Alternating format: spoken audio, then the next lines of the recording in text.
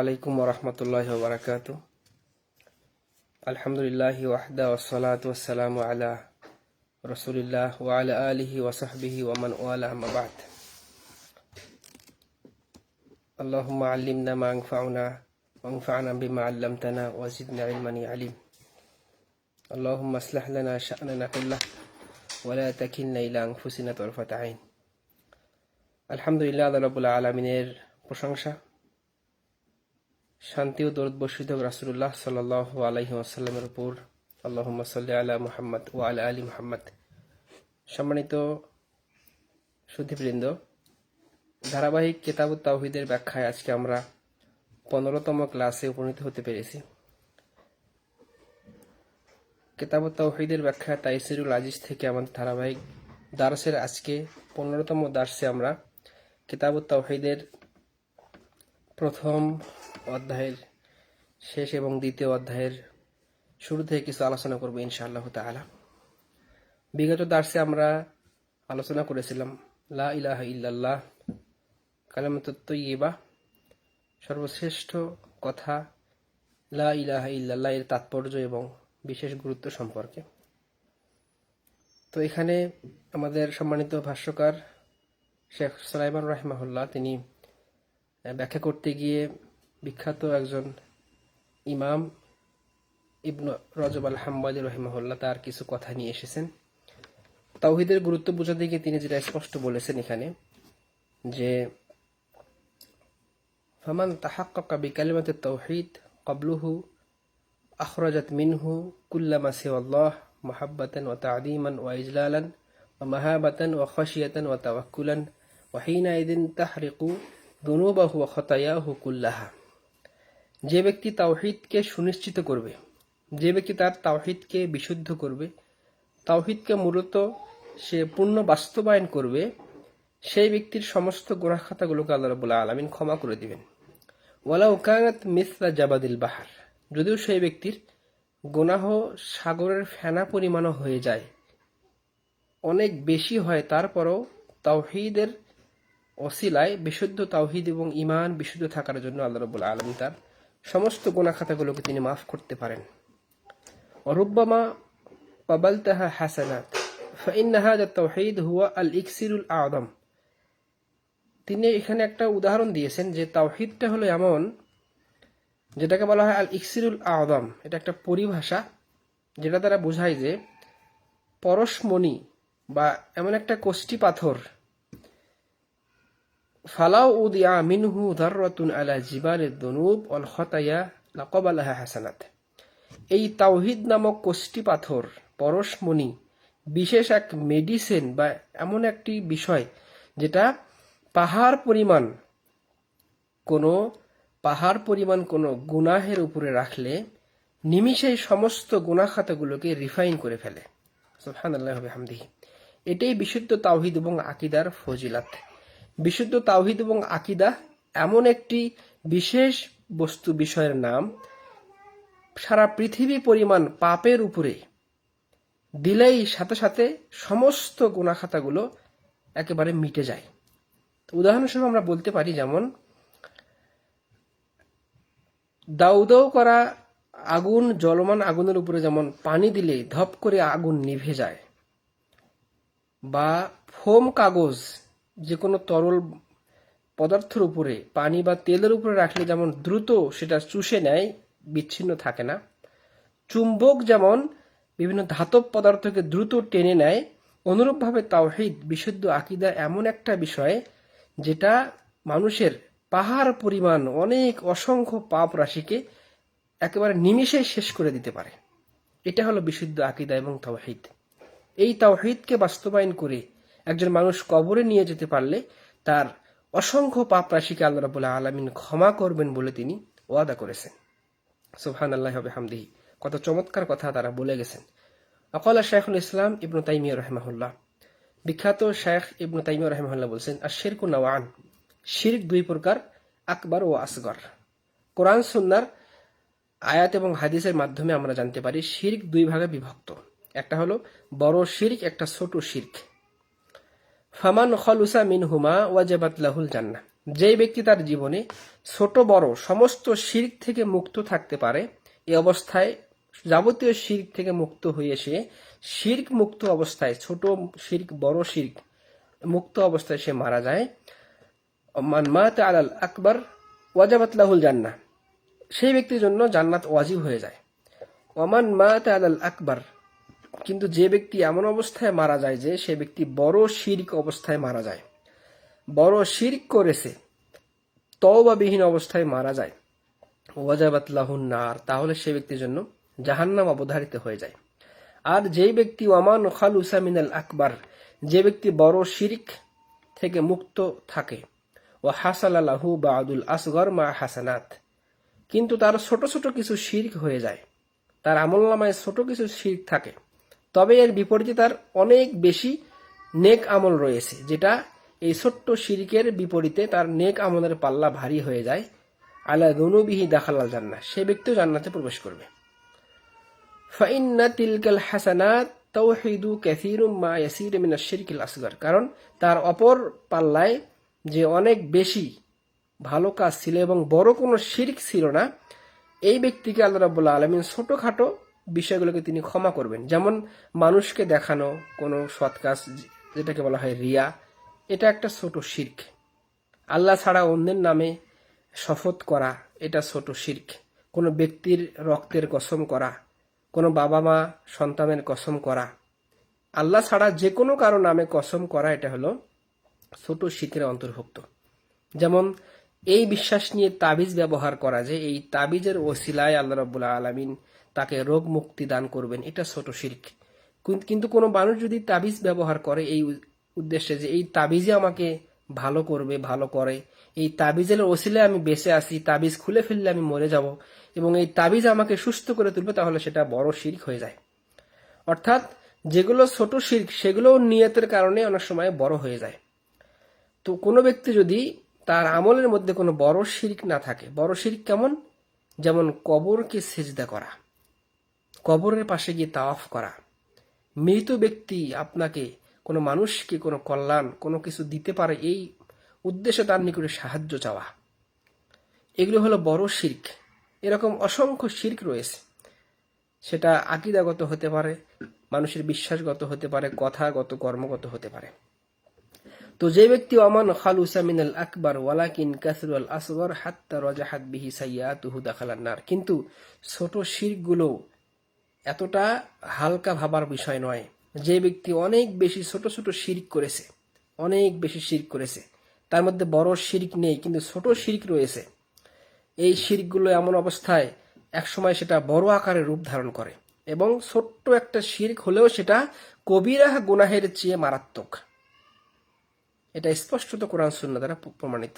তো সেই ব্যক্তিও জাহান্নামে প্রবেশ করবে যে ব্যক্তি অনেক বেশি ছোট শিরক করেছে এবং এই শিরকের তুলনায় তার সৎ আমলগুলো হালকা হয়ে যায়, হালকা হয়ে গেছে। তো এই জন্যই ফাশিরকু ইউখাদু বিহিল আবদু ইযা কানা আকবার আও কানা কাসীরান আসগর ওয়াল আসগর আল কলিল ফি জানিবিল ইখলাস আল কাসীর লা ইউখাদু বিহি, ছোট শিরককেও ছোট হিসেবে দেখার কোনো সুযোগ নাই, কারণ ছোট শিরকগুলো এক সময় সেটা বড়র দিকে মানুষকে ধাবিত করে। আলিয়াযুবিল্লাহ। তো এই হাদিসের মধ্যে আমরা যে বিগত বেশ কিছু আলোচনা করলাম এই অধ্যায়ের মধ্যে, যেখানে তাওহীদের তাৎপর্য সম্পর্কে বেশ কয়েকটি হাদিস এসেছিল, যেখানে স্পষ্টত আমরা বুঝতে পারলাম যে কাসরাতু সাওয়াবিত তাওহীদ, তাওহীদ নিজে একটি ইবাদত, তাওহীদ নিজে একটি আমল, বিশুদ্ধ আকীদা, বিশুদ্ধ তাওহীদ, এটা মানুষের একটা নিজস্ব একটা সক্রিয় একটা আমল, যেটা অন্য অন্য সমস্ত আমলের চেয়ে আল্লাহর নিকটে যার ওজন ভারী হবে। ওয়াসাআতু কারামিল্লাহি ওয়া জাওদিহি রাহমাতিহি, আল্লাহ রাব্বুল আলামিন এই তাওহীদপন্থী বিশুদ্ধ আকীদা এবং ঈমানওয়ালা মানুষের উপরে তিনি যে দয়া করবেন, দয়া করেন দুনিয়া এবং আখিরাতে, তাদেরকে বিনা হিসাবে বিনা আযাবে জাহান্নামের শাস্তি থেকে তিনি মুক্ত করে জান্নাতে দিবেন, এটা হলো আল্লাহ রাব্বুল আলামিনের একটা দয়া। কার উপর? তাওহীদপন্থী ব্যক্তির উপরে, যার আকীদা এবং মানহাজ, যার ঈমান বিশুদ্ধ হবে। হাইসু ওয়াদা ইবাদাহ আন্নাল আবদা লাউ আতাহু বিমিলইল আরদ খাতায়া ওয়া কদ মাতা আলা তাওহীদ ফাইন্নাহু ইউকাবিলুহু বিল মাগফিরা আল ওয়াসিআ আল্লাতী তাসউ যুনুবাহু। যেভাবে আমরা হাদিসে কুদসি থেকে গত দার্সে আলোচনা করেছিলাম যে আল্লাহ রাব্বুল আলামিন ঘোষণা দিয়েছেন, কোনো ব্যক্তি যদি শিরক মুক্ত অবস্থায় মারা যায়, সারা পৃথিবী পরিমাণ আসমান পর্যন্ত যদি সেই ব্যক্তি পাপ নিয়ে উপস্থিত হয়, তার মধ্যে কোনো শিরকের পাপ না থাকে, আল্লাহ রাব্বুল আলামিন তার বিশেষ দয়ায় সেই ব্যক্তিকে ক্ষমা করতে পারেন, সেই ব্যক্তিকে ক্ষমা করে জান্নাতে দিতে পারেন। সুবহানাল্লাহি ওয়া বিহামদিহি। তো এই আলোচনার শেষে শেখ রাহিমাহুল্লাহ এখানে স্পষ্টত বেশ কিছু আলোচনা করেছেন। তার মধ্যে গুরুত্বপূর্ণ হলো ওয়ার রদ্দু আলা আল খাওয়ারিজ আল্লাযীনা ইউকাফিরুন আল মুসলিমা বিদুনুব।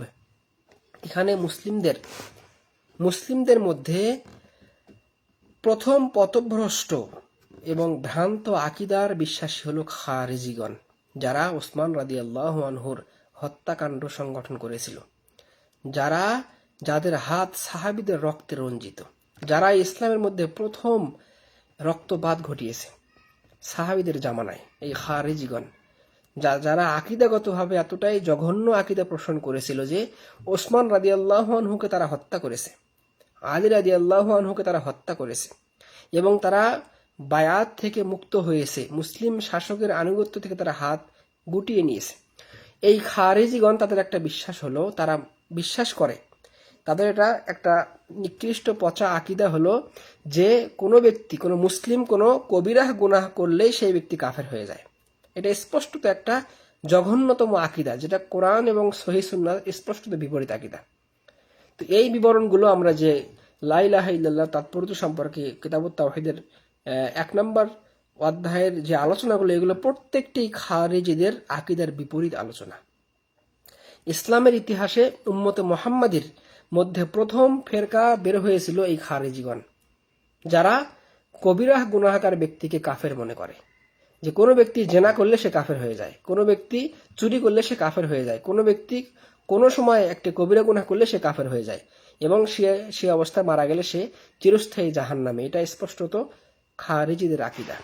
ওয়ালাল মুতাজিলা, এবং তার পরবর্তীতে মুতাজিলা, যারা 124-34 হিজরি অর্থাৎ দ্বিতীয় হিজরিতে যারা ওয়াসিল ইবনে আতা, আমর ইবনে উবাইদ, যাদের হাত ধরে এই মুতাজিলা ফেরকার, ইসলামের মধ্যে জঘন্যতম একটি ফেরকা তৈরি হয়, আকীদাগত বিভক্তি, তাদেরও বিশ্বাস এমনই যে কি ইয়াকুলুন, মুতাজিলারা বলে যে বিল মানজিলাতি বাইনাল মানজিলাতাইন, কাবিরা গুনাহগার ব্যক্তি মুসলিমও নয় কাফেরও নয়।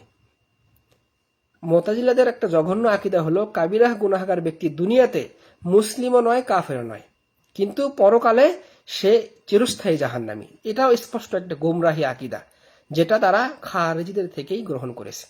এজন্য ইসলামের মধ্যে যে ফেরকাগুলো তৈরি হয়েছে আকীদাগত ফেরকা, তার মধ্যে মুতাজিলা এবং খারিজিদেরকে বলা হয় আল ওয়াইদিয়া। তারা আল্লাহ রাব্বুল আলামিন যে কোরআন সুন্নায় যে ওয়াইদ, শাস্তি সম্পর্কিত বিভিন্ন কথা বলেছেন, সেগুলোকে তারা গ্রহণ করে, কিন্তু আল ওয়াদ, আল্লাহ রাব্বুল আলামিন যে মুমিনদেরকে ক্ষমা করবেন, মুমিনদের জন্য তিনি সুসংবাদ দিয়েছেন তাওহীদের বিনিময়ে, বা মুমিনরা জাহান্নামে গেলেও, মুসলিমরা জাহান্নামে গেলেও সেখান থেকে তিনি তাওহীদের বদৌলতে বের করে আনবেন, শাফাআত করবেন, আল্লাহ রাসূলের শাফাআতের তিনি ব্যবস্থা করে দিবেন, মুমিন জান্নাতীগণ শাফাআত করে কবিরাহ গুনাহগার ব্যক্তিদেরকে জাহান্নাম থেকে বের করে আনবে। এই বিষয়গুলোকে তারা গ্রহণ করে না। এই ওয়াইদিয়া, খারেজি এবং মুতাজিলারা তারা আল্লাহ রাসূল সাল্লাল্লাহু আলাইহি ওয়াসাল্লামের শাফাআত বা ওয়াদ সম্পর্কিত যত নস রয়েছে সমস্তগুলোকে তারা কি করে, অস্বীকার করে ফেলে, যার কারণে তারা পথভ্রষ্টতার মধ্যে, স্পষ্টতার মধ্যে রয়েছে। এজন্যই আল্লাহ রাব্বুল আলামিন আহলে সুন্নাহ ওয়াল জামাত, আহলুল হাদিস, সালাফিদেরকে তিনি সঠিকের উপরে রেখেছেন, যারা আল ওয়াদ ওয়াল ওয়াইদ, যারা আল্লাহ রাব্বুল আলামিনের সেই ঘোষণা, তিনি যে মুমিনদেরকে ক্ষমা করবেন, এগুলোকে যেভাবে তারা গ্রহণ করে, আল্লাহ রাব্বুল আলামিন ভীতি প্রদর্শন করেছেন এবং তিনি জাহান্নামে দিবেন, জাহান্নামের শাস্তি রয়েছে, এগুলোকেও তারা অকপটে স্বীকার করে এবং বিশ্বাস করে, অর্থাৎ তারা মধ্যমপন্থী। কিন্তু খারিজি এবং মুতাজিলা তারা চরমপন্থা অবলম্বন করেছে, যার কারণে তারা সঠিক পথ থেকে ছিটকে গেছে। তো এই মুতাজিলারা তারা 5টি উসুলে বিশ্বাসী, তাদের আকীদার মধ্যে 5টি উসুল রয়েছে। তার মধ্যে একটি হলো আল মানজিলাতু বাইনাল মানজিলাতাইন। দুনিয়াতে কাবিরাহ গুনাহগার একজন ব্যক্তি চুরি করলে, একজন ব্যক্তি জিনা করলে, সেই ব্যক্তি আর মুমিনও নয় কাফেরও নয়, এবং পরকালীন জীবনে সেই ব্যক্তি সরাসরি জাহান্নামী এবং স্থায়ী থাকবে, যেটা স্পষ্ট মুতাজিলা এবং খারিজি আকীদা। আমাদের বিশুদ্ধ মুসলিমদের আকীদা হলো একজন কাবিরাহ গুনাহগার ব্যক্তি সে কবিরাহ গুনাহ অবস্থায় মারা গেলে, তওবা না করে মারা গেলে, সেই ব্যক্তি তার সেই পাপের জন্য সে যদি সাময়িক জাহান্নামে যায়, সেই ব্যক্তিকে আল্লাহ রাব্বুল আলামিন তাওহীদের বিনিময়ে তাকে জাহান্নাম থেকে মুক্তি দিবেন। সেই ব্যক্তির জন্য শাফাআত রয়েছে, আল্লাহ রাসূল শাফাআত করবেন।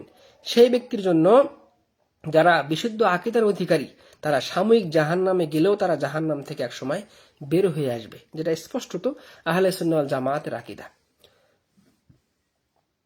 ফায়াকুলুন, মুতাজিলা আরো বলে যে লাইসা বিমুমিন ওয়ালা কাফির, যেটা আমরা বললাম যে আল মানজিলাতু বাইনাল মানজিলাতাইন, তারা বলে কবিরা গুনাহগার ব্যক্তি কাফেরও নয় মুমিনও নয়, ওয়া ইউখাল্লাদু ফিন্নার, এবং তারা জাহান্নামে চিরস্থায়ী হবে। অথচ সঠিক হলো ফিযালিকা কওলু আহলে সুন্নাহ ওয়াল জামাআহ, আহলে সুন্নাহ ওয়াল জামাতের আকীদা, আহলুল হাদিস সালাফিদের আকীদা, আন্নাহু লা ইসলাবু আনহু ইসমুল ঈমান আল ইতলাক, যে ব্যক্তি কবিরা গুনাহগার ব্যক্তি কোনো মারাত্মক কোনো পাপ করেছে সেই ব্যক্তিকে আমরা সাচ্চা মুমিনও বলি না।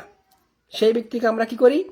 ওয়ালা ইউতাহু আলাল ইতলাক বাল ইউকালু লাহু মুমিন নাকিসুল ঈমান, তাকে আমরা নাকিস বলি, তাকে আমরা ফাসিক বলি, মুমিন আসিন পাপিষ্ট মুমিন বলি, আও মুমিনুন ঈমানিহি ফাসিকুন বিকাবিরাতিহি, তাকে ঈমানের দিক থেকে আমরা মুমিন বলি যেহেতু সেই ব্যক্তির তাওহীদ ঠিক আছে। ফাসিকুন বিকাবিরাতিহি, সে কবিরাহ গুনাহ করেছে এজন্য তাকে আমরা ফাসিক পাপিষ্ট পাপাচার এটা বলি, কিন্তু সেই ব্যক্তিকে কাফের বলার কোনো সুযোগ নাই। কারণ স্পষ্টত বিশুদ্ধ আকীদা হলো কবিরাহ গুনাহগার কোনো ব্যক্তিকে কাফের বলা যাবে না। যে ব্যক্তি মুসলিম, যার আকীদা বিশুদ্ধ, সেই ব্যক্তি কবিরাহ গুনাহ করলেও সেই ব্যক্তিকে কাফের বলার কোনো সুযোগ নাই। বা অনেকে এমনটা বলতে চায়, সরাসরি হাদিসের নসের তারা অনুবাদ করে এমনটা বলতে চায় যে ব্যক্তি জেনা করে সেই সময় তার ঈমান থাকে না। মূলত সে হাদিসের স্পষ্টত সঠিক অর্থ হলো যখন একজন ব্যক্তি জেনা করে মুমিন তখন তার ঈমান দুর্বল হয়ে যায়, তার ঈমান কমে যায়। যখন চোর চুরি করে তখন তার ঈমান কমে যায়, কিন্তু প্রকাশ্য অর্থ অনেকে করতে গিয়ে এটা স্পষ্টত ভুল করে ফেলে। এমনকি আমাদেরও অনেক ভাইরা এই অনুবাদগুলো করতে ভুল করে, কারণ তাদের এই উসুল কোরআন সুন্নাহর সমস্ত উসুল না জানা থাকার কারণে। আহলে সুন্নাহ ওয়াল জামাতের উসুল হলো একই বিষয়ে সমস্ত নসকে, কোরআন সুন্নাহকে একত্রিত করে তারপরে সমাধান দেওয়া।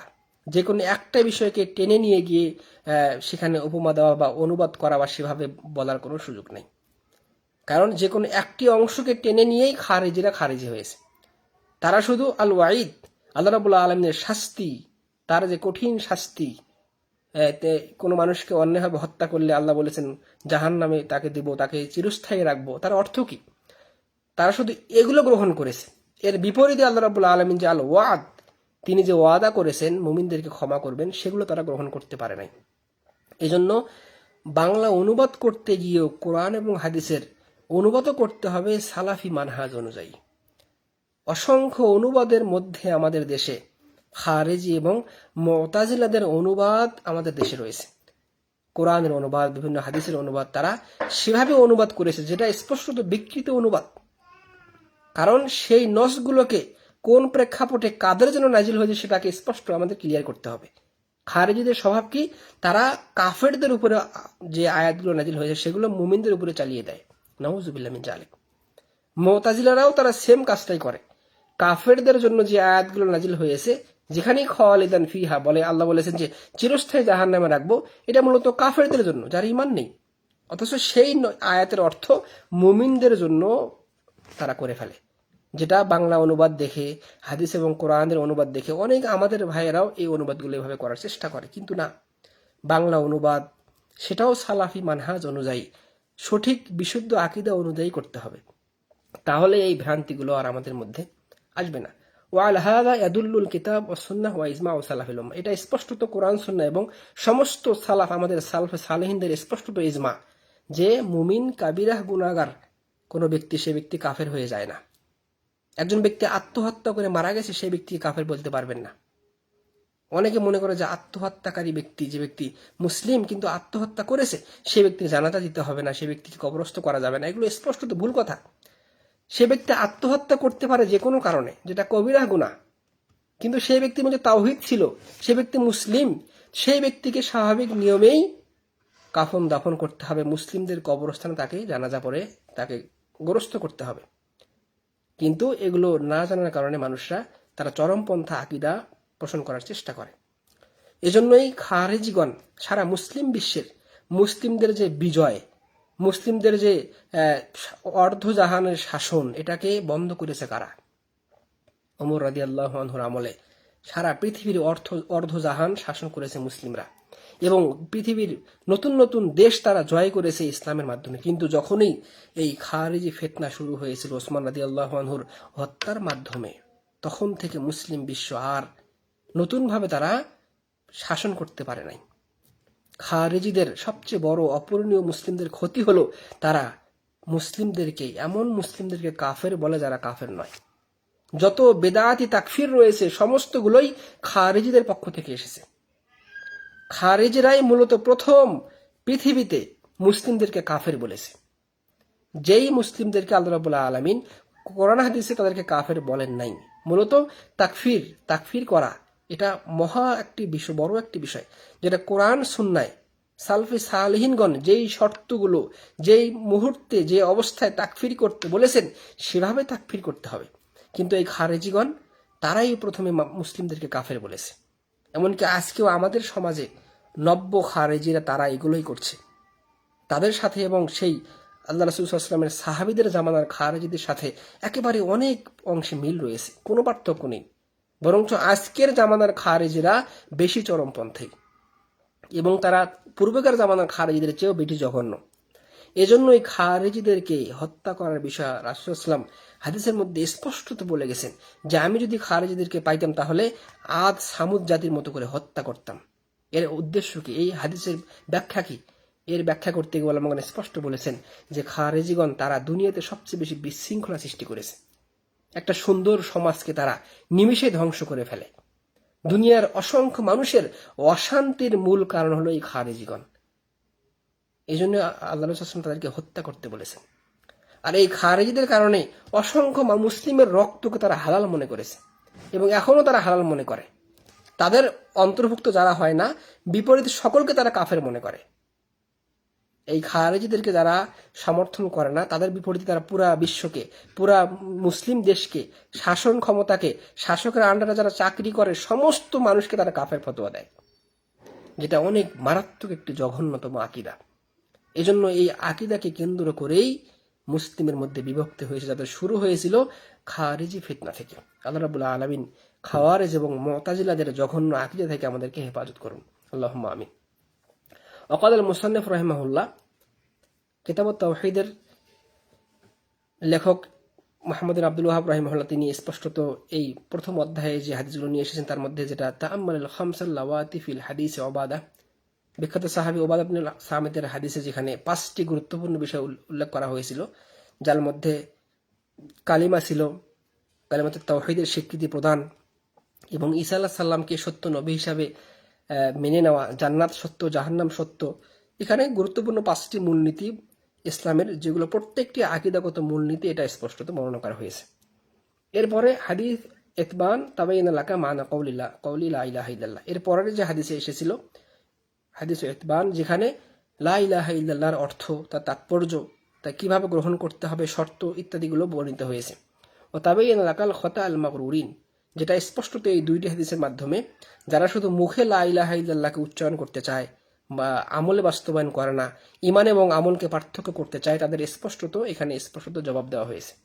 অফিহি আন্নাল আম্বিয়া ইয়াহতাজুনা লিত-তানবিহ আলা মা'না কওলি লা ইলাহা ইল্লাল্লাহ, যেখানে আরো একটা হাদিস এসেছিল এই বিবরণে, যেখানে মূসা আলাইহিস সালাম আল্লাহর নিকটে তিনি একটা বাক্য শিখতে চাচ্ছিলেন, যার মাধ্যমে তিনি আল্লাহ রাব্বুল আলামিনকে প্রার্থনা করবেন। তখন আল্লাহ রাব্বুল আলামিন তাকে লা ইলাহা ইল্লাল্লাহ এর মাধ্যমেই প্রার্থনা করার জন্য বললেন, যেটা স্পষ্টত, যার মাধ্যমে বোঝা যায় যে আন্নাল আম্বিয়া ইয়াহতাজুনা লিত-তানবিহ, যে প্রত্যেক আম্বিয়াদেরকেও আল্লাহ রাব্বুল আলামিন সতর্ক করেছেন।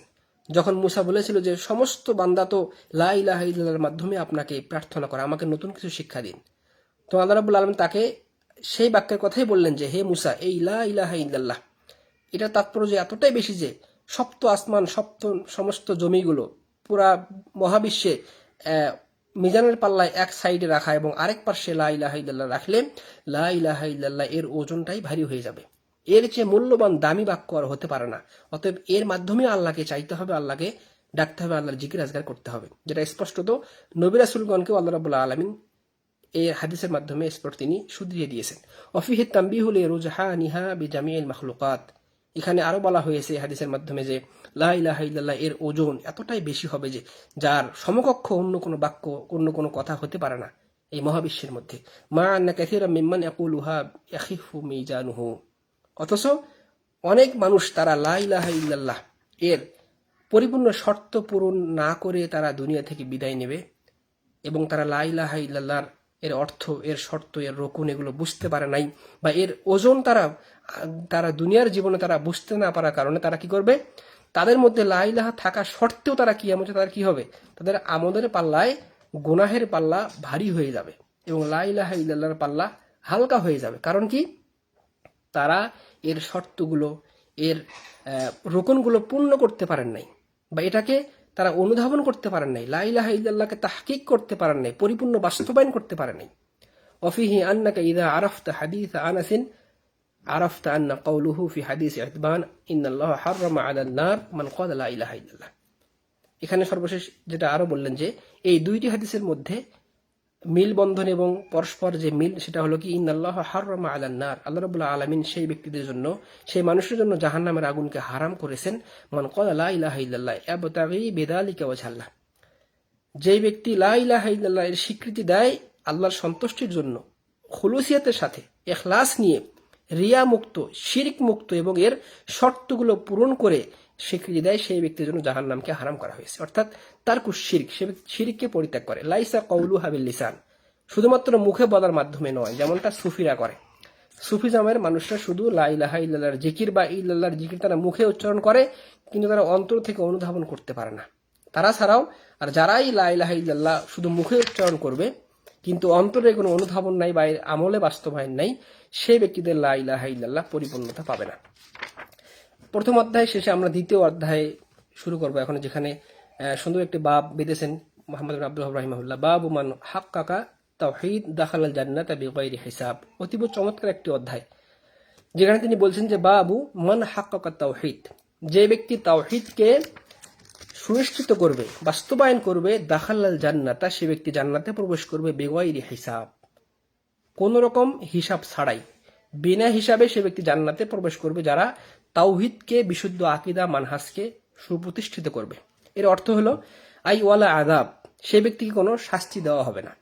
তাহকিকুত তাওহীদ, তাওহীদটা তাহকিক করা কি, তাওহীদের পূর্ণ বাস্তবায়ন কি, সেটা হলো হুয়া মারিফাতুহু, তাওহীদকে পরিপূর্ণ জানা, তাওহীদ সম্পর্কে জ্ঞান অন্বেষণ করা, ওয়াল ইত্তিলাউ আলা হাকিকাতিহি, এবং তাওহীদের যে মূল তথ্য, তাওহীদের যে পরিপূর্ণ জ্ঞান, সে বিষয়ে মনোযোগ দেওয়া, ওয়াল কিয়ামু বিহা ইলমান ওয়া আমালান, এবং এই তাওহীদ অনুযায়ী জানা এবং আমল করা। এটা হলো তাওহীদ সম্পর্কে বাস্তবায়নের পরিপূর্ণ রূপ। ওয়া হাকিকাতু যালিকা হুয়াল ইনদিজাবুর রূহ ইলাল্লাহি মুহাব্বাতান ওয়া খাউফান ওয়া ইনাবাতান ওয়া তাওয়াক্কুলান ওয়া দুআআন ওয়া ইখলাসান ওয়া ইজলালান ওয়া হাইবাতান ওয়া তা'যীমান ওয়া ইবাদাহ। অর্থাৎ তাওহীদটা প্রতিষ্ঠা করার অর্থ হলো যে আল্লাহ রাব্বুল আলামিন নিজের রূহকে, নিজের জীবন, সমস্ত কিছুকে আল্লাহ রাব্বুল আলামিনের দিকে আকৃষ্ট হওয়া, ঝুঁকে পড়া, মুহাব্বাতান আল্লাহর পরিপূর্ণ ভালোবাসা নিয়ে, ও খাউফান আল্লাহর পরিপূর্ণ ভয় নিয়ে, ও ইনাবাতান ও তাওয়াক্কুল আল্লাহর পরিপূর্ণ নির্ভরশীলতা এবং তাওয়াক্কুল নিয়ে, ও দুআআন আল্লাহ রাব্বুল আলামিনের নিকটে চাওয়া দোয়ার মাধ্যমে, ও ইখলাসান পরিপূর্ণ ইখলাসের সাথে, ও ইজলালান ও হাইবাতান ও তা'যীমান ওয়া ইবাদাহ। অর্থাৎ ইবাদতের সমস্ত দিকগুলোকে সাথে নিয়ে আল্লাহর জন্যই একমাত্র খাসভাবে তাকেই আহ্বান করাই হলো তাওহীদকে বাস্তবায়ন, যেটা হলো লা ইলাহা ইল্লাল্লাহ। সংক্ষিপ্ত কথা এটাই যে লা ইলাহা ইল্লাল্লাহ, আল্লাহ ছাড়া সত্যিকারের কোনো মাবুদ নাই, এটাকে পরিপূর্ণ বাস্তবায়ন করা। ওয়াবিল জুমলাতি ফালা ইয়াকুনু ফি কলবিহি শাইউন লিগাইরিল্লাহ, অর্থাৎ সংক্ষিপ্ত করে বলতে গেলে যেটা ফি কলবিহি শাইউন লিগাইরিল্লাহ, অন্তরের মধ্যে আল্লাহ ছাড়া অন্য কিছুকে স্থান না দেওয়া। অর্থাৎ ইবাদতের ক্ষেত্রে সমস্ত ইবাদত, সমস্ত অংশে আল্লাহর জন্যই সাব্যস্ত করা। ভালোবাসার ক্ষেত্রে সমস্ত ভালোবাসা যেটা একমাত্র আল্লাহ রাব্বুল আলামিনকেই প্রাধান্য দেওয়া। তাওয়াক্কুলের ক্ষেত্রে সমস্ত তাওয়াক্কুল আল্লাহর জন্যই করা। এভাবে প্রতিটি অংশ একমাত্র আল্লাহর জন্যই নির্ধারণ করা কি হলো তাহকিকুত তাওহীদ, তাওহীদকে বাস্তবায়ন এবং নিজের জীবনে পূর্ণ প্রতিষ্ঠা করা। ওয়ালা ইরাদাতুল লিমা হারামাল্লাহ, আরো উদ্দেশ্য হলো ওয়ালা ইরাদাতুল লিমা হারামাল্লাহ, আল্লাহ রাব্বুল আলামিন যেটাকে হারাম করেছেন সেটাকে নিজেকেও পরিত্যাগ করা। ওয়ালা কারাহাতুন লিমা আমার আল্লাহ, আল্লাহ যেটাকে আদেশ করেছেন আল্লাহর আদেশগুলোকে বাদ দিয়ে না চলা, অর্থাৎ আল্লাহ আদেশকে সাধ্য অনুযায়ী মেনে চলা। ওয়াযালিকা হুয়া হাকিকাতু লা ইলাহা ইল্লাল্লাহ, আর এটাই হলো লা ইলাহা ইল্লাল্লাহর হাকিকত, তার প্রকৃত তথ্য। ফাইনাল ইলাহ হুয়াল মা'লুহ আল মা'বুদ, কারণ ইলাহ হলেন তিনি যিনি একমাত্র ইবাদত পাওয়ার যোগ্য, যার আরাধনা, যার উপাসনা করা হয়। ওমা আহসানা মা ক্বালা ইবনুল কাইয়িম, এ বিষয়ে ইবনুল কাইয়িম রাহিমাহুল্লাহ স্পষ্ট তিনি বলেছেন, ফাল ওয়াহিদিন কুন ওয়াহিদান ফি ওয়াহিদিন আনি সাবিলাল হক ওয়াল ঈমান। তার বিখ্যাত যে নুনিয়া, তার যিনি অনেক কয়েক হাজার যেখানে কবিতার লাইন রয়েছে যেটা প্রত্যেকটি আকীদা এবং তাওহীদের উপরে লেখা, সেখানে তিনি আল্লাহ রাব্বুল আলামিনের তাওহীদকে বুঝাতে গিয়ে এই কথাটি বলেছেন, যার মধ্যে স্পষ্ট তিনি বললেন যে কুন ওয়াহিদান ফিল ওয়াহিদ, আল্লাহর জন্য এক হয়ে যাও এবং তাকে একক মান্য করো। আনি সাবিলাল হক ওয়াল ঈমান, হক এবং ঈমানের পথে, অর্থাৎ আল্লাহ রাব্বুল আলামিনকেই সমস্ত কিছুর উপরে প্রাধান্য দেওয়া এবং সমস্ত ইবাদত একমাত্র তার জন্যই করা, তার দিকেই করা, তার জন্যই হওয়া। ওয়াযালিকা হুয়া হাকিকাতুশ শাহাদাতাইন, এটাই হলো আশহাদু আল্লা ইলাহা ইল্লাল্লাহ ও আশহাদু আন্না মুহাম্মাদুর রাসূলুল্লাহ, এই দুইটি শাহাদাতের পরিপূর্ণ বাস্তব রূপ। ফামান কামা বিহিমা, যারা এই দুইটি শাহাদাতকে বাস্তবায়ন করতে পারবে আলাল ওয়াজহি পরিপূর্ণ সুন্দর রূপে, ফাহুয়া মিনাস সাবিঈনা আলফান, তারাই হবে সেই সৌভাগ্য ব্যক্তি, সেই ৭০,০০০ মানুষের অন্তর্ভুক্ত যারা আল্লাযীনা ইয়াদখুলুনাল জান্নাহ বিলা হিসাবিন ওয়ালা আযাব, যারা কিয়ামতের ময়দানে বিনা হিসাবে বিনা আযাবে সরাসরি জান্নাতে প্রবেশ করবে। যেটা আল্লাহ রাসূল স্পষ্ট বলেছেন যে আমার উম্মতের মধ্যে ৭০,০০০ মানুষকে আল্লাহ রাব্বুল আলামিন কিয়ামতে বিনা আযাবে, বিনা শাস্তিতে এবং বিনা হিসাবে তারা জান্নাতে প্রবেশ করবে। তারা হলো এরাই যারা তাহকিকুত তাওহীদ, নিজের জীবনে তাওহীদকে বাস্তবায়ন করেছে। ক্বাল আল মুসান্নিফ রাহিমাহুল্লাহ, ইমাম শেখ মুহাম্মদ বিন আব্দুল ওয়াহাব রাহিমাহুল্লাহ বলছেন, ওয়াকাল আল্লাহু তাআলা আউযু বিল্লাহি মিনাশ শাইতানির রাজীম, ইন্না ইব্রাহিমা কানা উম্মাতান কানিতাহ লিল্লাহি হানিফান ওয়া লাম ইয়াকুন মিনাল মুশরিকিন। এই আয়াত তিনি এখানে নিয়ে আসলেন এই অধ্যায়ের মধ্যে। তো এর মাধ্যমে যেটা বোঝানো হলো, ব্যাখ্যাকার বলছেন যে মুনাসাবাতুল আয়াহ লিত-তারজামা, এই আয়াত কেন তিনি এখানে নিয়ে আসলেন এর সাথে বিশেষ একটি গুরুত্ব রয়েছে এবং অনেক তাৎপর্যপূর্ণ কিছু কথা রয়েছে, যেটা এত সুন্দরভাবে ব্যাখ্যা করেছেন, যেটা অতীব চমৎকার। সেখান থেকে আমরা অনুবাদ করব। শেখ রাহিমাহুল্লাহ বলেন যে, শেখ সুলাইমান রাহিমাহুল্লাহ ব্যাখ্যা করার সময় তিনি বলেছেন যে মুনাসাবাতুল আয়াহ লিত-তারজামা, অত্র আয়াতকে এই অধ্যায়ের সাথে এর সাদৃশ্যতার সম্পর্ক হলো জিহাতি আন্নাল্লাহ তাআলা ওয়াসাফা ইব্রাহিম আলাইহিস সালাম ফি হাদিহিল আয়া বিহাদিহিস সিফাতুল জালিলাহ আল্লাতী হিয়া আ'লা দারাজাতিত তাহকিকিত তাওহীদ। এই আয়াতের মধ্যে ইব্রাহিম আলাইহিস সালামের 4টি গুণ বর্ণনা করা হয়েছে, যেটা তাহকিকুত তাওহীদ, তাওহীদকে সুপ্রতিষ্ঠিত করা, তাওহীদকে বাস্তবায়ন করার সর্বোচ্চ পর্যায়ে তাকে নিয়ে গেছে। ইব্রাহিম আলাইহিস সালাম যিনি আমাদের সকলের কুদওয়া, সকলের আদর্শ, যিনি আমাদেরকে তাওহীদের বাণী শিখিয়েছেন, তাওহীদ কিভাবে বাস্তবায়ন করতে হয় তিনি তার নিজের জীবনে প্র্যাকটিক্যাল দেখিয়েছেন। তো অত্র আয়াতে আল্লাহ রাব্বুল আলামিন ইব্রাহিম আলাইহিস সালামের 4টি গুণ বর্ণনা করেছেন, যেটা প্রত্যেকটি যারা নিজেদের জীবনে তাওহীদকে সুপ্রতিষ্ঠিত করতে চায়, তাওহীদকে বাস্তবায়ন করতে চায়, তারা প্রত্যেকে এই 4টি গুণ অর্জন করা অতীব জরুরি। আর এই 4টি গুণ অর্জন করলে সেই ব্যক্তিদের অন্তর্ভুক্ত হবে ইনশাআল্লাহ, যারা কিয়ামতের কঠিন সময়ে আল্লাহ রাব্বুল আলামিন যাদেরকে বিনা হিসাবে বিনা আযাবে সরাসরি জান্নাতে প্রবেশ করাবেন। আল্লাহ রাব্বুল আলামিন আমাদেরকে তাদের অন্তর্ভুক্ত হওয়ার তৌফিক দান করুন, আল্লাহুম্মা আমিন। তো এর মধ্যে যেটা বলা হলো যে হিয়া আ'লা দারাজাতি তাহকিকিত তাওহীদ তারগীবান ফি ইত্তিবাইহি ফিত তাওহীদ ওয়া তাহকিকিল উবুদিয়্যাহ বিইত্তিবাইল আওয়ামির ওয়া তারকিন নাওয়াহি। ইব্রাহিম আলাইহিস সালাম কি করেছেন, তিনি তার জীবনে সর্বস্ব দিয়ে তিনি তাওহীদকে পূর্ণ বাস্তবায়ন করেছেন। নিজের জীবন, নিজের পরিবার পরিজনকে ছেড়ে, নিজের বাবা তাকে বাড়ি থেকে বের করে দিয়েছেন এই তাওহীদকে প্রতিষ্ঠিত করার জন্যই, শিরকের বিরুদ্ধে আহ্বানের জন্যই। এবং তিনি তারগীবান ফি ইত্তিবাহি ফিত তাওহীদ, তিনি মানুষের জন্য একটা মডেল, যারা তাওহীদপন্থী হতে চায়, যারা বিশুদ্ধ আকীদার মানুষ হতে চায়, যারা বিশুদ্ধ ঈমানের অধিকারী হতে চায়, তাদের প্রত্যেকের জন্য ইব্রাহিম আলাইহিস সালাম একজন আদর্শ এবং মডেল। ও তাহকিকিল উবুদিয়্যাহ বিইত্তিবাইল আওয়ামির, আল্লাহ রাব্বুল আলামিনের সমস্ত আদেশগুলো তিনি পালন করে তিনি একজন খাঁটি বান্দা, আল্লাহর একজন খাস বান্দা হওয়ার তিনি অন্তর্ভুক্ত হয়েছিলেন। ও তারকিন নাওয়াহি, এবং ইব্রাহিম আলাইহিস সালাম কি করেছেন, সমস্ত নিষেধগুলোকে তিনি বর্জন করেছিলেন। ফামান ইত্তাবাহু ফি যালিকা ফাইন্নাহু ইয়াদখুলুল জান্নাহ বিগাইরি হিসাব ওয়ালা আযাব। অতএব যে ব্যক্তি এই 4টি বিশেষ গুণকে অর্জন করতে পারবে, সেই ব্যক্তি ইব্রাহিম আলাইহিস সালামের মিল্লাতের অন্তর্ভুক্ত হয়ে বিনা হিসাবে এবং বিনা আযাবে জান্নাতে প্রবেশ করতে পারবে। প্রথম নাম্বার কি, আল্লাহ বলছেন ইন্না ইব্রাহিমা কানা, ইব্রাহিম ছিল উম্মাতান কানিতান লিল্লাহ, একনিষ্ঠ বান্দা, হানিফান, এটা দ্বিতীয় গুণ। প্রথমটা হলো উম্মাতান, 2 নাম্বার হলো কানিতান লিল্লাহ, 3 নাম্বার হানিফ, 4 নাম্বার ওয়ালাম ইয়াকু মিনাল মুশরিকিন। 4 নাম্বার হলো তিনি মুশরিকদের অন্তর্ভুক্ত ছিলেন না, তিনি কখনোই শিরককারী ছিলেন না। প্রথমটা হলো আল উলা আন্নাহু কানা উম্মাহ, অর্থাৎ কুদওয়াতান ওয়া ইমামান মুআল্লিমান লিল খায়র, তিনি আমাদের জন্য একজন মডেল, তিনি আমাদের জন্য একজন আদর্শ, মুআল্লিমান লিল খায়র, কল্যাণের পথপ্রদর্শক, কল্যাণের শিক্ষক, ওয়া ইমামান, ইমাম, মহান ইমাম, ইক্তাদা বিহি, যার অনুসরণ করতে হয়, যাকে অনুসরণ করে পথ চললে সঠিক পথ পাওয়া যায়, তিনি হলেন ইব্রাহিম আলাইহিস সালাম। রুয়া মা'নাহু আন ইবনে মাসউদ ওয়া মা কানা কাযালিকা ইল্লা তাকমিলিহি মাকাম আস-সাবরি ওয়াল ইয়াকিন আল্লাযাইন বিহিমা তুনালুল ইমামাহ ফিদ-দ্বীন। ইবনে মাসউদ রাদিয়াল্লাহু আনহু এই আয়াতকে ব্যাখ্যা করতে গিয়ে তিনি বলেছেন যে ইব্রাহিম আলাইহিস সালাম যে ইমাম, তিনি যে একাই একটা উম্মত এবং ইমাম, এর কারণ হলো মাকাম আস-সাবর, তার ধৈর্য ছিল অসীম। তিনি কখনোই তিনি কি করতেন না, ধৈর্য থেকে তিনি পিছপা হতেন না, তার ধৈর্য ছিল আকাশ সমপরিমাণ। ওয়াল ইয়াকিন, তার সুদৃঢ় বিশ্বাস ছিল একেবারে বুক ভরা বিশ্বাস।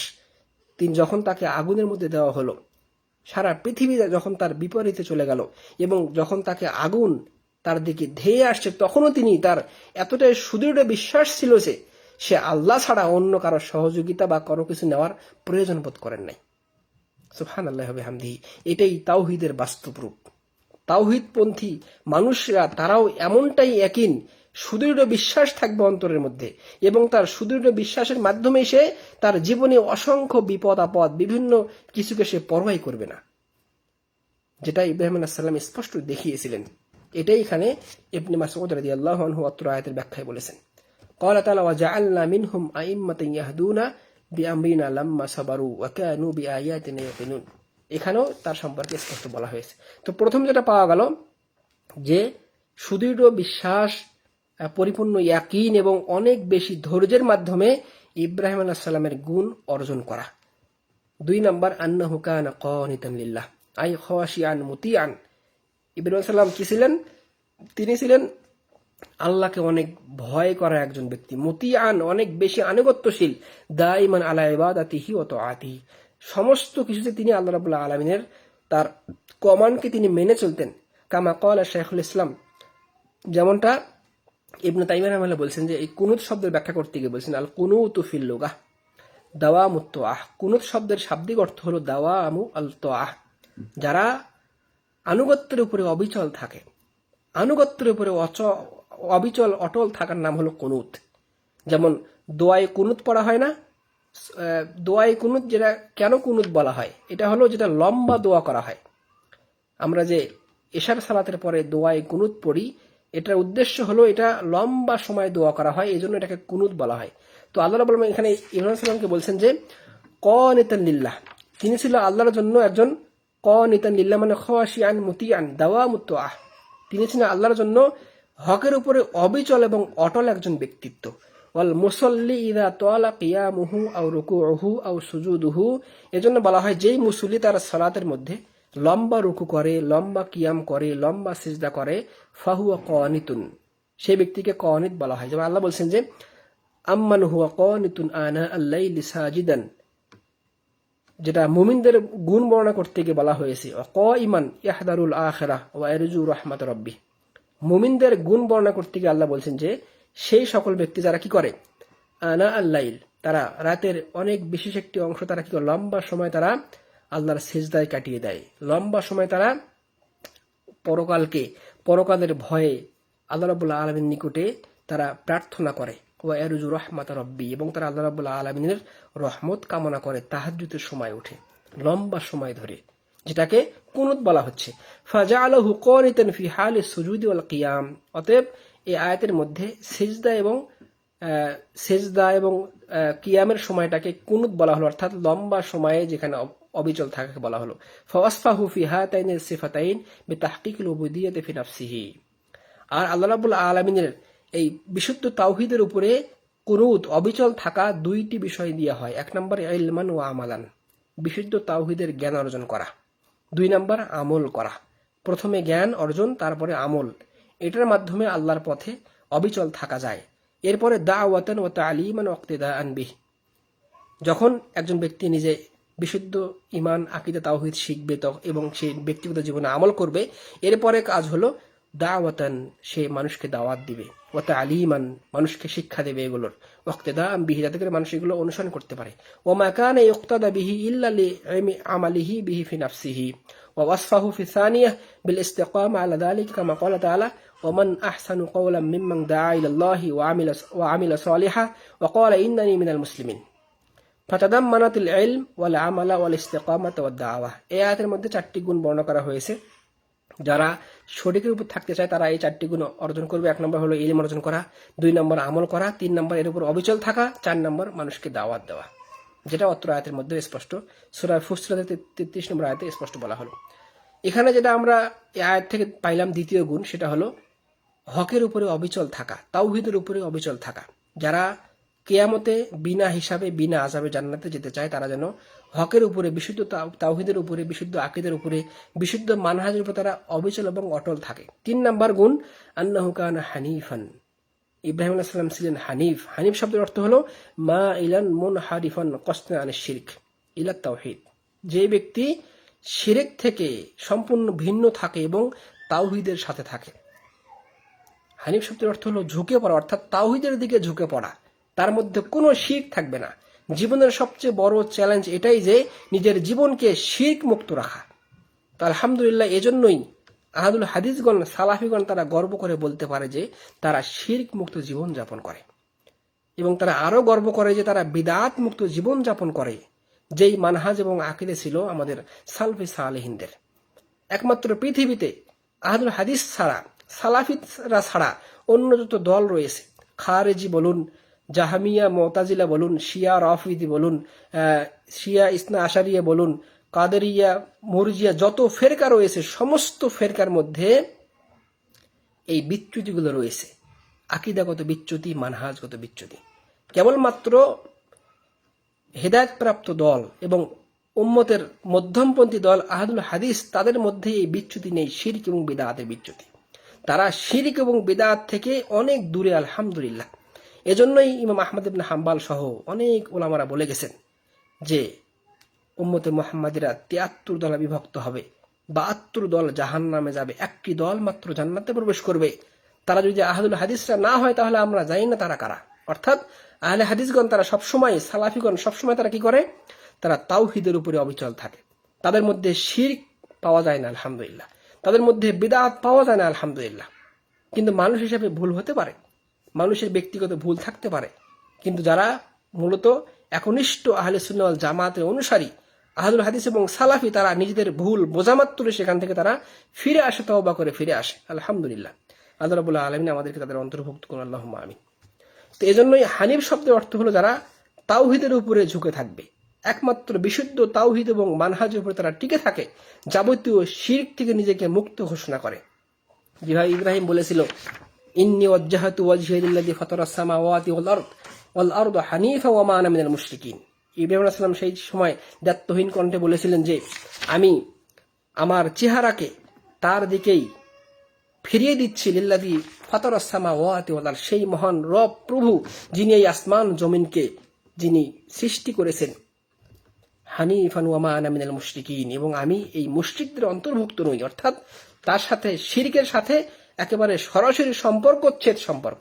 কারণ শিরকের সাথে কোনো আপোষ চলবে না, দুনিয়াবি কোনো কাজেও না, অন্য কোনো উদ্দেশ্যও না।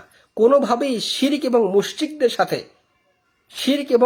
মুশরিকদের সাথে কখনোই কোনো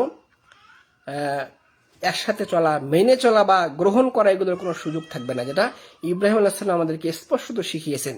শিরকের সাথে মুসলিমদের সরাসরি সম্পর্ক ছেদ থাকবে, কোনো মিল থাকবে না। শিরক এবং তাওহীদ কখনোই সহ অবস্থান করতে পারে না। শিরক আসলে তাওহীদ সেখান থেকে বিচ্ছিন্ন হয়ে যায়। অনুরূপভাবে বিদআত এবং সুন্নাত কখনোই সহ অবস্থান করতে পারে না। বিদআত আসলে সেখান থেকে আল্লাহ নবী সাল্লাল্লাহু আলাইহি ওয়াসাল্লামের সুন্নাতকে হটিয়ে দেওয়া হয় এবং একটি বিদআতের মাধ্যমে এক একটি সুন্নাতকে কবর দেওয়া হয়। অনুরূপভাবে এক একটি সুন্নাতের মাধ্যমে অসংখ্য বিদআতকে কবর রচনা করা হয়। এজন্য আমাদের জীবনের সবচেয়ে বড় চ্যালেঞ্জ হওয়া দরকার শিরক এবং বিদআত মুক্ত জীবন গঠন করা।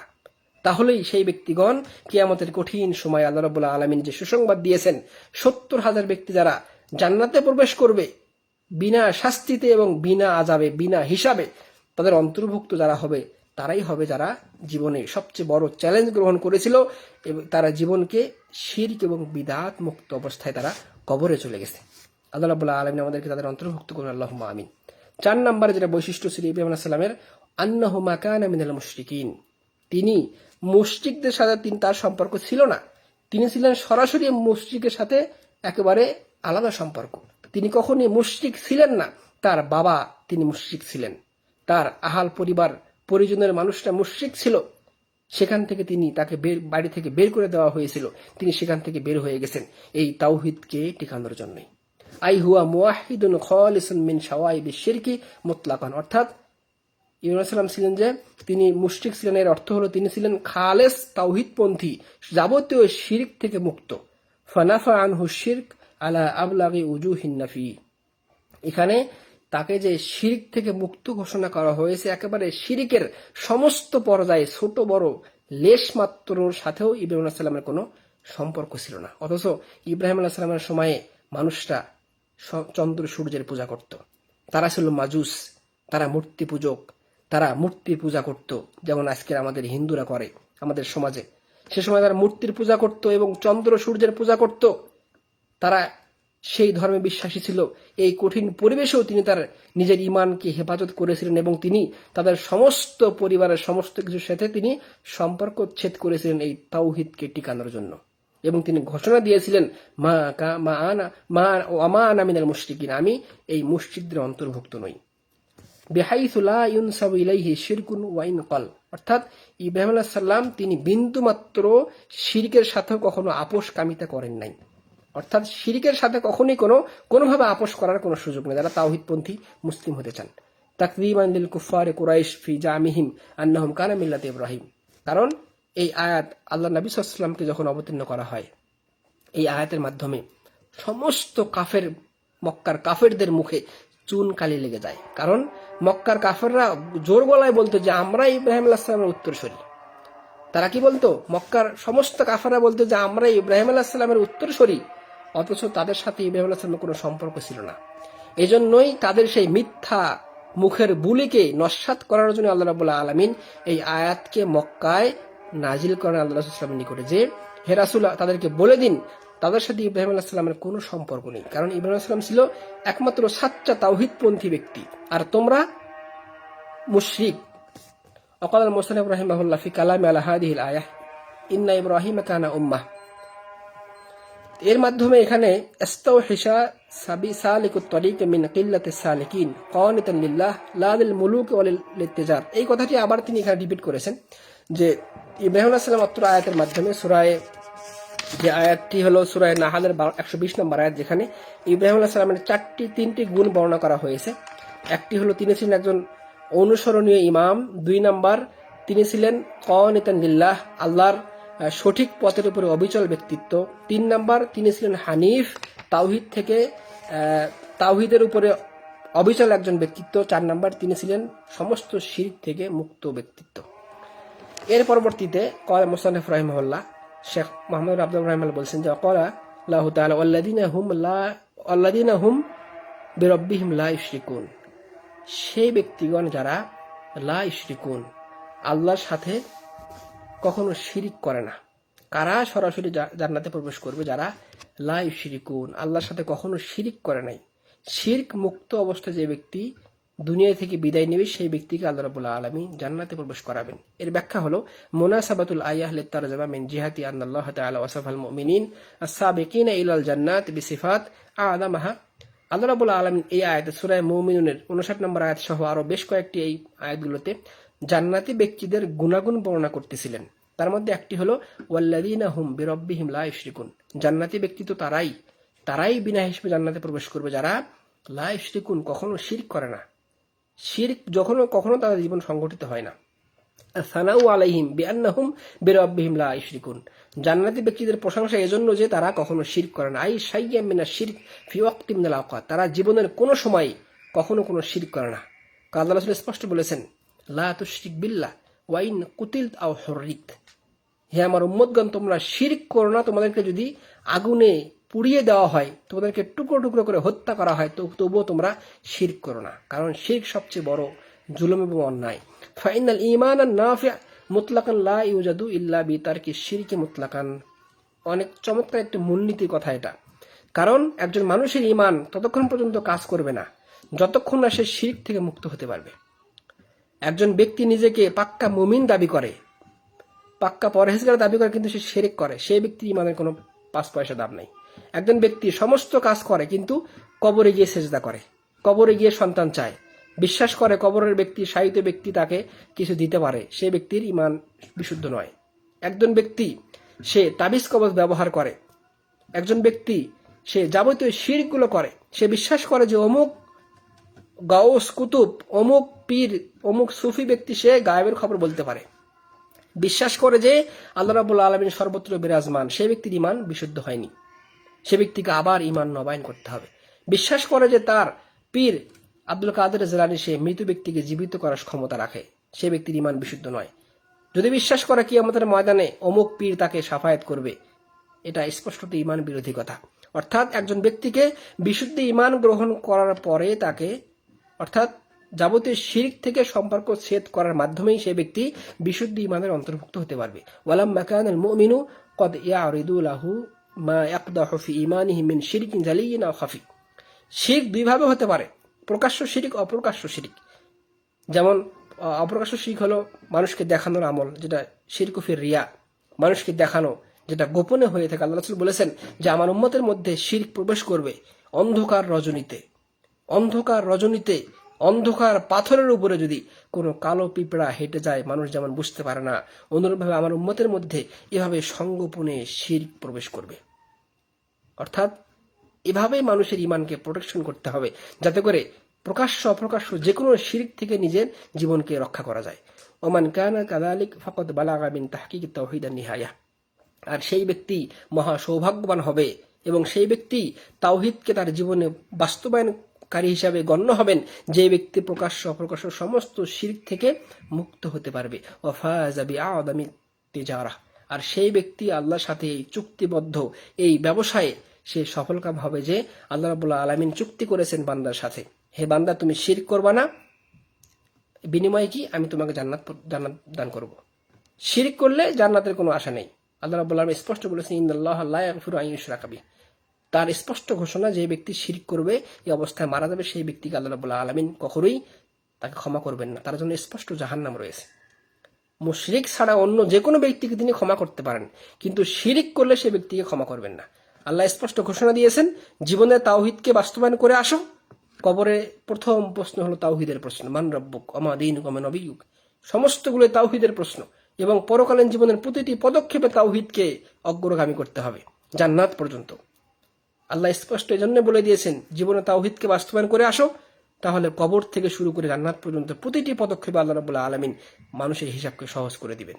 এমনকি কোনো হিসাবই হবে না যে ব্যক্তি তাওহীদকে বাস্তবায়ন করে আসতে পারবে, যার জীবনে তাওহীদের জ্ঞান থাকবে, তাওহীদের অনুযায়ী তার আমল থাকবে, বিশুদ্ধ আমল থাকবে, যদিও পরিমাণে অনেক অল্প হয়, কিন্তু বিশুদ্ধ আমল, যার মধ্যে থাকবে না কোনো বিদআত, যার আকীদা থাকবে না কোনো শিরক, যার আকীদা থাকবে না কোনো কুফরি আকীদা।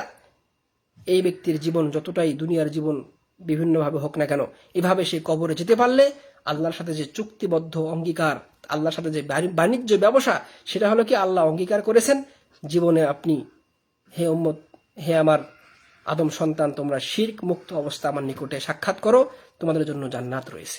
ওয়া দাখালাল জান্নাহ বিলা হিসাবিন ওয়ালা আযাব। শুধু জান্নাত নয়, যে ব্যক্তি শিরক মুক্ত অবস্থায় মারা যেতে পারবে সেই ব্যক্তির বিনা হিসাবে বিনা আযাবে সরাসরি সে জান্নাতে প্রবেশ করবে। সুবহানাল্লাহি ওয়া বিহামদিহি। ক্বালা ইবনু কাসির রাহিমাহুল্লাহ ওয়াল্লাযীনা হুম বিরাব্বিহিম লা ইউশরিকুন, এই আয়াতের ব্যাখ্যায় তিনি বলছেন লা ইয়াবুদুনা মাহু গায়রাহু। জান্নাতি ব্যক্তির বৈশিষ্ট্য হলো তারা আল্লাহর সাথে শিরক করেনি। এর অর্থ হলো লা ইয়াবুদুনা মাহু গায়রাহ, তারা আল্লাহর সাথে আর অন্য কোনো উপাস্য গ্রহণ করত না, একমাত্র সমস্ত ইবাদতগুলো আল্লাহর জন্যই করত। বাল ইউহিদুনা, তারা একমাত্র আল্লাহকে একক মানত। সম্পদদাতা যেমন একক আল্লাহ, মানুষের জীবনদাতা যেমন একক আল্লাহ, পৃথিবী সৃষ্টিকারী যেমন একক আল্লাহ, মানুষকে সমস্ত রিজিক যেমন একক আল্লাহ, অতএব আল্লাহ রাব্বুল আলামিন তিনিই একক, সমস্ত ইবাদত পাওয়ার যোগ্য। সমস্ত মহাব্বত, ভালোবাসা, তাওয়াক্কুল, নির্ভরশীলতা, চাওয়া, প্রার্থনা, দোয়া, সমস্ত কিছুর একক মালিক হলো আল্লাহ। এর মাঝে কোনো মধ্যস্থতা অবলম্বন না করা। কিন্তু আমাদের দেশে ওসিলার মাধ্যমে আল্লাহকে পেতে গেলে অন্য মাধ্যম গ্রহণ করতে হয়। এটা স্পষ্টত শিরকি এবং কুফরি আকীদা, যেটা মানুষকে পর্যায়ক্রমে কাফের বানিয়ে ফেলতে পারে। আল্লাহ রাব্বুল আলামিনকে ডাকতে কোনো মধ্যস্থতা গ্রহণের সুযোগ নেই। আল্লাহ রাব্বুল আলামিন সেই ব্যক্তিকে পছন্দ করেন যারা তাকে আহ্বান করে, এবং আল্লাহ রাব্বুল আলামিনকে সহজেই নিজেই সরাসরি আহ্বান করা যায়। সেই ব্যক্তি যতই পাপী হোক না কেন, সেজদার মাধ্যমে আল্লাহকে আহ্বান করা যায়, হাত তুলে দোয়ার মাধ্যমে আল্লাহকে আহ্বান করা হয়, আল্লাহকে ডাকা হয়। এবং আল্লাহ রাব্বুল আলামিন মানুষের প্রার্থনাগুলো শোনার জন্যই প্রতি রাতে শেষ প্রহরে তাহাজ্জুদের সময় তিনি দুনিয়ার আসমানে নেমে আসেন, এবং নেমে এসে তিনি মানুষকে আহ্বান করেন মাইয়াদুনি ফাস্তাজিব লাহু, হে দুনিয়াবাসী, কে রয়েছে আমার নিকটে দোয়া করবে, আমি তার দোয়া কবুল করব। মাইয়াস আলুনি ফাউতিয়াহু, কার কি চাওয়া রয়েছে, কার কি দরকার, আমাকে আমার নিকটে প্রার্থনা করো, আমি তোমাদের চাওয়া এখনই পূরণ করে দেব। মাইয়াস্তাগফিরুনি ফাগফির লাহু, যে ব্যক্তি পাপিষ্ঠ রয়েছে তোমরা পাপের জন্য ক্ষমা চাও, আমি এখনই ক্ষমা করে দেব। আল্লাহ রাব্বুল আলামিন আরো অন্য হাদিসে বলেছেন যে আল্লাহ রাব্বুল আলামিন হাদিসে কুদসির মধ্যে বলেন তার হাতকে দিনের বেলায় প্রশস্ত করে রাখেন, যাতে করে রাতে যে ব্যক্তি পাপ করেছে সে ব্যক্তি ক্ষমা চাইতে পারে। তিনি সারা রাত তার হাতকে প্রশস্ত করে রাখেন, যাতে করে সারা দিন কোনো ব্যক্তি পাপ করেছে রাতের বেলায় সে সংশোধন হয়ে আল্লাহর নিকটে ক্ষমা চায়। আল্লাহ রাব্বুল আলামিন এভাবেই তওবাকারীকে সবচেয়ে বেশি পছন্দ করেন। আল্লাহ আরো বলেছেন যে সেই ব্যক্তি আল্লাহর নিকটে পছন্দনীয় যে আল্লাহর নিকটে বেশি বেশি চায়। আর আল্লাহকে চাইতে গেলে কোনো মাধ্যম প্রয়োজন নাই, যেগুলো বিভিন্ন পীর দরগারা মানুষকে শিখায় সেগুলো ঈমান বিধ্বংসী। কারণ তারা বলে যে পীরের মাধ্যমে আল্লাহকে পেতে হবে।